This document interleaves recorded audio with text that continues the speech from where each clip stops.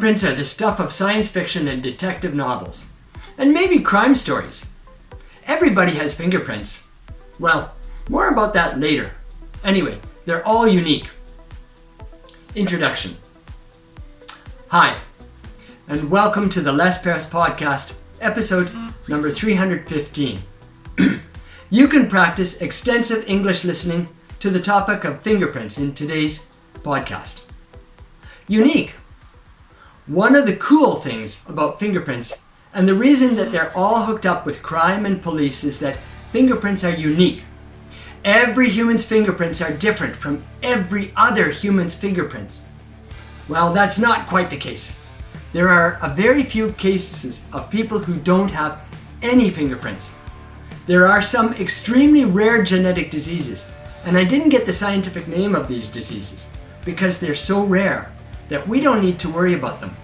Anyway, some people think that identical twins are, well, identical. It turns out they're not identical. They're extremely similar, but not identical. And their fingerprints are different too. Your fingerprints are formed before you're even born. There are genetic things going on that give you the patterns on your fingers. And there are 3 of these patterns: arches, whorls, and loops. I don't want to get into the scientific details of the patterns because that's pretty complex, but there's about 150 points that they can measure on each fingerprint and then compare it against other fingerprints and find a distinct pattern. It's pretty compelling evidence if your fingerprints are found at the scene of the crime or on the murder weapon. The reason is because only your fingers have your fingerprints. This has been proven time and time again, so they're accepted as proof that you touched whatever it was that has the fingerprint on it. And that's why police want to get your fingerprints, because they want to find the guy who did the bad thing. Nowadays, they're even getting fingerprints when you enter and leave countries. I think that's a bit suspect. But if you want to get into the country, you have to comply. So I've given my fingerprints many times. One of the cool things about fingerprints is that humans aren't the only animals to have fingerprints.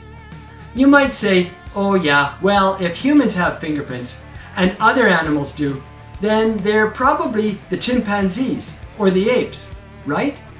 Now, in fact, I didn't study about chimpanzees and apes to find out if they have fingerprints. But the animal that does have fingerprints for sure is the koala. Now, humans and koalas' last common ancestor was like 134 million years ago. We don't really know why koalas evolved to have fingerprints like humans. We only know that they have them. Maybe there's some advantage to having fingerprints that we don't know about.